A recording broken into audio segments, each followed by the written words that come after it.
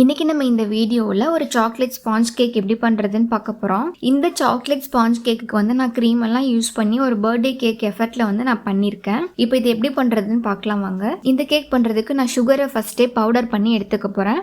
ஒரு மிக்சர் ஜாரில் 1/2 கப் சர்க்கரை ஆட் பண்ணிக்கணும். அது வந்து இந்த மாதிரி நல்லா வந்து பவுடர் பண்ணி எடுத்துக்கணும். நல்லா நெருன்னு இல்லாமல் நல்லா இந்த மாதிரி நைஸாக நீங்கள் எடுத்துக்கலாம். இது சலிக்கணும்னு அவசியம் கிடையாது. உங்களுக்கு அது கண்ணில் பார்த்தாலே நல்லா பவுடர் ஆகி வந்திருக்குன்னு தெரிஞ்சால் போதும். அடுத்து இன்னொரு பவுலில் நான் வந்து ட்ரை இன்க்ரீடியன்ட்ஸ் எல்லாத்தையுமே வந்து சலிச்சு எடுத்துக்க போகிறேன். ஒரு கப்பில் 3/4 கப் அளவுக்கு மைதா மாவு ஆட் பண்ணிக்கணும். அதிலே வந்து 1/4 கப் அளவுக்கு கொக்கோ பவுடர் ஆட் பண்ணிக்கணும். அதிலே வந்து 1 teaspoon baking powder, 1/2 teaspoon baking soda. இது ரெண்டுமே ரொம்பவே இம்பார்ட்டன்ட். இப்போ இதில் வந்து நான் 4 ட்ரை இன்க்ரீடியன்ட் மட்டும்தான் ஆட் பண்ணியிருக்கேன். இது 4த்தையும் நல்லா இந்த மாதிரி சலிச்சு எடுத்துக்கணும். பாருங்கள், இந்த மாதிரி எல்லாத்தையும் நல்லா சலிச்சு எடுத்துட்டோம். அதுக்கப்புறம் நல்லா இந்த மாதிரி மிக்ஸ் பண்ணி விட்டுறணும். அப்போ தான் நல்லா பேக்கிங் பவுடர், பேக்கிங் சோடா, அந்த கொக்கோ பவுடர்லாம் நல்லா நமக்கு மிக்ஸ் ஆகி நமக்கு கேக் ஃப்ளார் வந்து நல்லாவே கிடைக்கும். ட்ரை இன்க்ரீடியண்ட்டை ஓரமாக வச்சுட்டு அடுத்த ஒரு பவுலில் 4 முட்டையை வந்து உடச்சி ஊற்றிடணும். ஒருவேளை நீங்கள் முட்டை சாப்பிட மாட்டீங்க அப்படின்னா நீங்கள் வந்து 1 கப் தயிராக கூட ஆட் பண்ணிக்கலாம். நான் ஆல்ரெடியே வந்து முட்டையே யூஸ் பண்ணாமல் நிறைய கேக் மெத்தட்ஸில் நான் பண்ணியிருக்கேன். உங்களுக்கு தேவைப்பட்டுச்சு அப்படின்னா நீங்கள் முட்டை யூஸ் பண்ணாத வீடியோஸ் கூட ரெஃபர் பண்ணிக்கோங்க. நான் வந்து 4 முட்டை யூஸ் பண்ணிக்க போகிறேன். ஒருவேளை உங்ககிட்ட முட்டை நிறையா சேர்த்திக்க வேணாம் அப்படின்னா நீங்கள் என்ன பண்ணுங்கன்னா 3 அப்படி இல்லைன்னா 2 முட்டை மட்டும் ஆட் பண்ணிவிட்டு நீங்கள் வந்து 1/2 கப் ஆயிலாக கூட ஆட் பண்ணிக்கலாம். இப்போ இந்த முட்டை எல்லாத்தையுமே வந்து ஒரு பீட்டர் யூஸ் பண்ணி நல்லா நான் அந்த மாதிரி பீட் பண்ணி எடுத்துக்க போகிறேன். கண்டிப்பாக இது பீட்டரில் தான் பண்ணணும்னு அவசியம் கிடையாது. நார்மல் விஸ்க் இருந்தால் கூட அதை வந்து நீங்கள் நல்லா பீட் பண்ணிக்கலாம். இந்த மாதிரி நம்ம நல்லா முட்டையை பீட் பண்ணும்போது கண்டிப்பாக அந்த முட்டை ரூம் டெம்பரேச்சரில் இருக்க முட்டையாக மட்டும்தான் இருக்கணும். நீங்கள் வந்து ஃப்ரிட்ஜில் இருந்து எடுத்து டைரெக்டாக யூஸ் பண்ணிட்டீங்க அப்படின்னா உங்களுக்கு கண்டிப்பாக இந்த மாதிரி நுர பொங்கி வராது. ஸோ மெயினாக நீங்கள் நோட் பண்ண வேண்டியது வந்து ஃப்ரிட்ஜில் இருந்து டைரெக்டாக யூஸ் பண்ணக்கூடாது. நீங்கள் அந்த ரூம் டெம்பரேச்சருக்கு அட்லீஸ்ட் ஒரு 3 மணி நேரமாவது முன்னாடியே நீங்கள் எடுத்து வச்சிட்டிங்க அப்படின்னா உங்களுக்கு நல்லாவே பீட் பண்ணும்போது இந்த மாதிரி நல்லா நுர பொங்கி வரும்.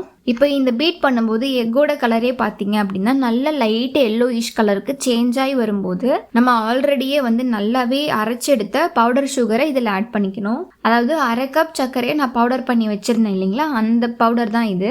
இதில் வந்து கொஞ்சம் கொஞ்சமாக ஆட் பண்ணிவிட்டு அதை வந்து நல்லா பீட் பண்ணிக்கணும். இந்த பவுடர் சுகரும் இந்த முட்டையும் நல்லா பீட் பண்ணும்போது அந்த பேட்டர் வந்து நல்லாவே திக்காகி வரும் நமக்கு.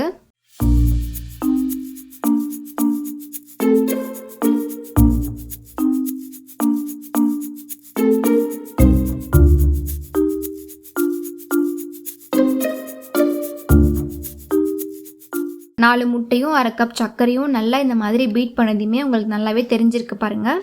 பேட்டர் ரொம்ப சூப்பராகவே ரெடி ஆகிடுச்சு பாருங்கள். ட்ரை இன்க்ரீடியண்ட்டும் ரெடி ஆகிடுச்சு. அடுத்து நம்ம முட்டையும் பீட் பண்ணி எடுத்தாச்சு. ஸோ இப்போ இது ரெண்டுத்தையும் நம்ம ஒன்றா வந்து ஆட் பண்ணிவிட்டு நல்லா பேட்டரை சூப்பராக ரெடி பண்ணிக்கணும். இதுக்கு முன்னாடி நான் வந்து சொல்லியிருந்த டிப்ஸ் எல்லாமே எப்படி இருக்கும் அப்படின்னா நம்ம டேரெக்டாக வந்து அப்படியே மாவை நான் ஆட் பண்ண சொல்லியிருப்பேன். ஒரு சிலர் வந்து நீங்கள் பேட்டர் மிக்ஸ் பண்ணும்போது நீங்கள் அப்படியே தப்பாக பண்ணிட்டீங்க அப்படின்னா உங்களுக்கு கேக் வந்து ரொம்ப கெட்டியாகவோ இல்லை கொலனோ வர ஆரம்பிச்சிடும். ஸோ நான் சின்ன ஒரு டிப்ஸ் சொல்கிறேன். டேரெக்டாக எல்லா மாவையுமே ஆட் பண்ண ஒரு சின்னதாக ஒரு ஸ்பூன் எடுத்துக்கோங்க. ஃபர்ஸ்ட் ஒரு 4 ஸ்பூன் ஆட் பண்ணிட்டு அந்த பேட்டரை வந்து ஒரே டைரக்ஷன்ல நல்லா மிக்ஸ் பண்ணுங்க. இதே மாதிரி கொஞ்சம் கொஞ்சமாக பிரித்து நம்ம ஆட் பண்ணும்போது பேட்டர் வந்து ரொம்பவே பர்ஃபெக்டாகவே நமக்கு கிடைக்கும். ஸோ பாருங்கள், நான் செஞ்சு காட்டுறேன். ஃபர்ஸ்ட் ஒரு 4 ஸ்பூன் ஆட் பண்ணிக்கிட்டேன். ஆட் பண்ணிவிட்டு ஒரே டைரெக்ஷனில் மிக்ஸ் பண்ணணும். இப்போ எல்லா மாவும் மிக்ஸ் ஆகிடுச்சு. அடுத்து இன்னும் கொஞ்சம் ஒரு 4-5 ஸ்பூன் ஆட் பண்ணிவிட்டு இதே மாதிரி செகண்ட் டைமும் கொஞ்சமாக மாவு ஆட் பண்ணிவிட்டு ஒரே டைரெக்ஷனில் மிக்ஸ் பண்ணணும். ஒரே டைரெக்ஷனில் நான் ஏன் திருப்பி சொல்கிறேன் அப்படின்னா அப்போ தான் வந்து அந்த பேட்டரில் வந்து காற்று போகாமல் கரெக்டாக நமக்கு கிடைக்கும். இப்போ பாருங்கள், எல்லா ட்ரை இன்க்ரீடியண்ட்டும் ஆட் பண்ணியாச்சு.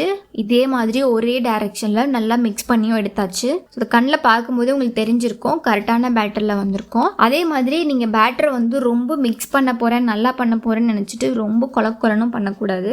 லைட்டாக தான் பண்ணணும். நீங்கள் வந்து மேக்ஸிமம் ஸ்பேச்சுலா யூஸ் பண்ண பாருங்கள். ஸ்பேச்சுலா இல்லைன்னா பரவாயில்ல, விஸ்க் கூட யூஸ் பண்ணிக்கலாம். விஸ்க்கு ஸ்பேச்சுலா இது ரெண்டுமே இருந்துச்சு அப்படின்னா நமக்கு கேக்கோட பேட்டர் வந்து ரொம்பவே சூப்பராகவே நமக்கு கிடைக்கும். அதே மாதிரி ஒரு நல்ல ஒரு கிளாஸ் பவுல் வந்து யூஸ் பண்ணுங்கள். இந்த மிக்சிங் பவுல் யூஸ் பண்ணி நம்ம கேக்ஸ் எல்லாம் பண்ணும்போது நமக்கு நல்லாவே வந்து அந்த கேக்கோட ரிசல்ட் வந்து பர்ஃபெக்டாகவே கிடைக்கும்.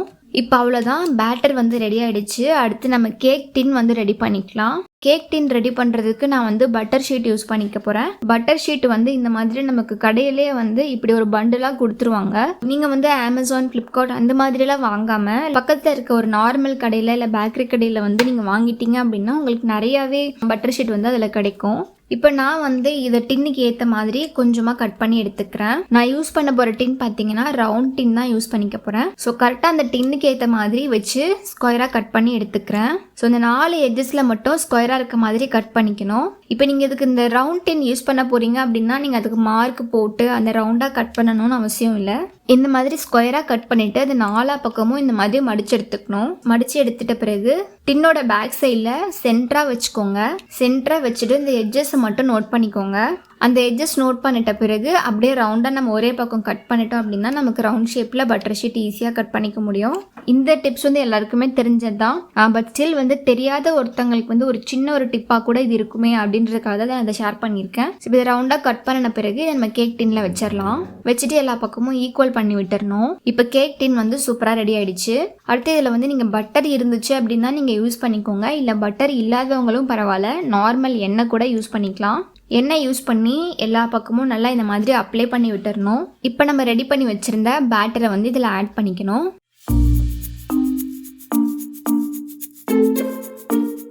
ஆட் பண்ணின பிறகு இது வந்து நல்லா இந்த மாதிரி தட்டி விட்டுக்கணும். பாருங்கள், இந்த மாதிரி நல்லா டேப் பண்ணி விட்டுட்டீங்க அப்படின்னா உங்களுக்கு எங்காச்சும் வந்து ஏர் போகிற மாதிரி இருந்துச்சு அப்படின்னா அது எல்லாமே ரிமூவ் ஆகி வந்துடும். அடுத்து நான் இந்த மாதிரி ஒரு பழைய ஒரு கடாய் தான் யூஸ் பண்ணிக்க போகிறேன். இது ஆல்ரெடி நம்ம சேனலில் நிறைய முறை நீங்கள் பார்த்துருப்பீங்க. இந்த ஒரு கடாயில் ஒரே ஒரு ஸ்டாண்டு மட்டும் நான் வச்சுருக்கேன், ஒரு தட்டு மாதிரி வச்சுருக்கேன்.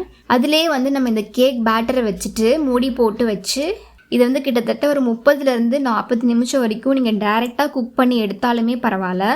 அப்படி இல்லைனாலும் பரவாயில்ல, நீங்கள் முன்னாடியே இந்த கடாயை வந்து ஒரு 10 நிமிஷத்துக்கு ப்ரீஹீட் பண்ணிவிட்டு அடுத்து ஒரு 30 நிமிஷத்துக்கு நீங்கள் குக் பண்ணாலுமே கரெக்டாக தான் வரும். நான் வந்து 10 நிமிஷம் ப்ரீஹீட் எதுவுமே பண்ணாமல் டைரெக்டாகவே வந்து அப்படியே வச்சு செய்ய போகிறேன். எனக்கு இந்த கேக் வேகிறதுக்கு பார்த்தீங்க அப்படின்னா 30லேருந்து 35 நிமிஷம் வரைக்கும் ஆச்சு. நான் வந்து இதை மொத்தமாகவே மீடியம் சிம்மில் வச்சு தான் பண்ணேன். ஒருவேளை உங்களுக்கு டைரெக்டாக பண்ணுறதுக்கு பயமாக இருக்குது அப்படின்னா ஒன்றுமே இல்லை, 10 நிமிஷம் முன்னாடியே நீங்கள் ப்ரீஹீட் பண்ணிவிட்டு கேக் பேட்டரை வந்து நீங்கள் உள்ளே வச்சு ஒரு 30-35 நிமிஷம் நீங்கள் குக் பண்ணி எடுத்தீங்கன்னா உங்களுக்கு ரொம்ப பர்ஃபெக்டான கேக் வந்து கிடைச்சிரும். இப்போ இது பாருங்கள், நல்லா வெந்து வந்திருக்கு. உங்களுக்கு வேணும் அப்படின்னா ஒரு ஸ்டிக் வச்சு நீங்கள் அதை டெஸ்ட் கூட பண்ணிக்கலாம். அடுத்து நான் ஸ்டவ்வை ஆஃப் பண்ணிவிட்டு அதே கடாயில் கொஞ்சம் நேரம் அப்படியே ஹீட்டில் வச்சதால எனக்கு சென்டரில் மட்டும் லைட்டாக வெடிச்சு வந்திருக்கு. பட் பரவாயில்ல, அது நம்ம மேலே இருக்கிறதால அதை நம்ம நல்லா கட் பண்ணி எடுத்துக்கலாம். அது மேலே மட்டும்தான் அப்படி இருக்கும், கீழெல்லாம் கரெக்டாக தான் நமக்கு வந்திருக்கும். இந்த மாதிரி நீங்கள் மிஸ்டேக்கை நீங்கள் அவாய்ட் பண்ணுறதுக்கு முன்னாடியே வெந்ததையுமே அந்த கடாயிலிருந்து நீங்கள் ரிமூவ் பண்ணி எடுத்துடணும். எடுத்துட்டு நீங்கள் வெளியே வந்து ஆற வச்சுக்கலாம். ஸோ மேலே உள்ள எட்ஜஸை மட்டும் நான் கட் பண்ணி எடுத்துக்கிறேன். அதே மாதிரி நான் அந்த எட்ஜஸையும் நல்லா கட் பண்ணி எடுத்துக்கிறேன்.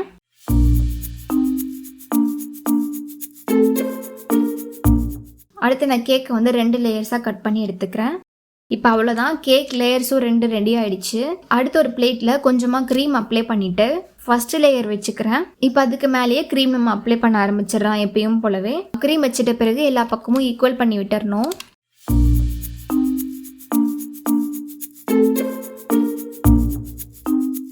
இப்போ அதே மாதிரியே செகண்ட் லேயர் வைக்கிறேன். எல்லா பக்கமும் க்ரீமை ஈக்குவல் பண்ணி விட்டுறணும்.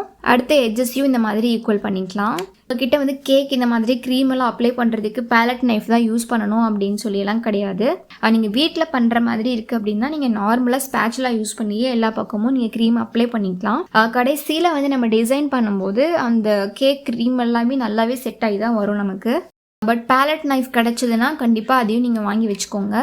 ஸோ எல்லா பக்கமும் க்ரீம் அப்ளை பண்ணின பிறகு இதை வந்து நான் கொஞ்சம் நேரம் ஃப்ரிட்ஜில் வச்சு செட் பண்ணிக்க போகிறேன்.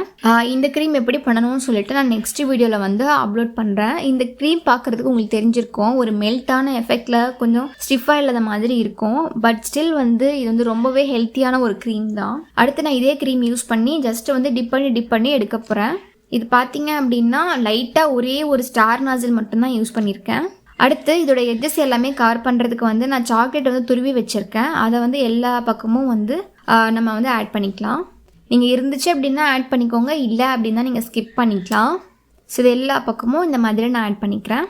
இப்போ அவ்வளோதான். க்ரீமுடைய எட்ஜஸ் எல்லாமே வந்து நான் சாக்லேட் துருவினதை வச்சு நல்லா கவர் பண்ணியாச்சு. அதுக்கு மேலே வந்து நான் ஸ்ப்ரிங்கிள்ஸ் வந்து ஆட் பண்ணிக்கிறேன். இது பார்க்குறதுக்கு கொஞ்சம் நல்ல ஒரு டிசைனாக நமக்கு கிடைக்கும். இப்போ அவ்வளோதான். ரொம்பவே சூப்பரான கேக் வந்து நமக்கு ரெடி ஆகிடுச்சு.